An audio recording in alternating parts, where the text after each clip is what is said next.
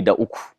Shi yasa na muku wayo na ɗauko final velocity ɗin na cire shi na baka initial velocity. Ƙaruwar daga nan zuwa nan 3 meter per second ne, kuma gashi da na cire shi na zari. Saboda haka in ma ba zan bi wannan hanyar ba zan iya saka formula. Dan zan sa formula zan iya cire data ta. In zan cire data zan yi haka, my data zan kalle shi. Zan ce a car started from the rest. In ka an ce from the rest initial velocity is 0. Nan kuma ya kace ma from the 2 meter per second. Kun ga u equals to 2 meter per second.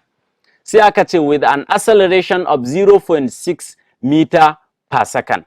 So with an acceleration of 0.6 meter per second square. Kun ga acceleration dina equals to 0.6 meter per second square.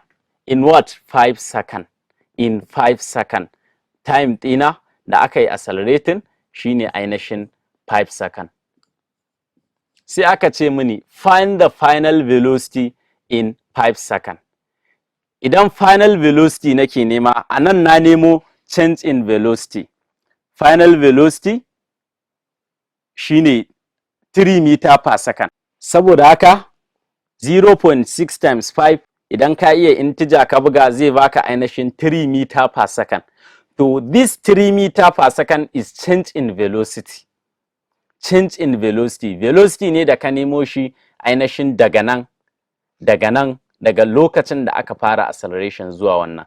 Saboda haka final velocity ɗinka daidai yake da ka ce change in velocity which is v minus u, change in velocity plus initial velocity plus u. Kaga kenan you have 3 plus 2 which your final velocity is 5 meter per second.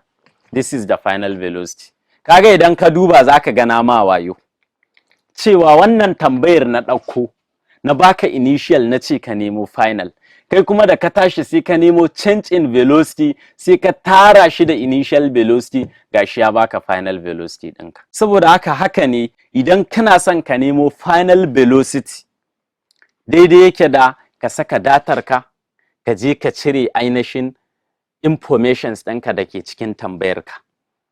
Ina fata kuna ƙoƙari iyayenku ku gane wannan darasi na velocity time graph.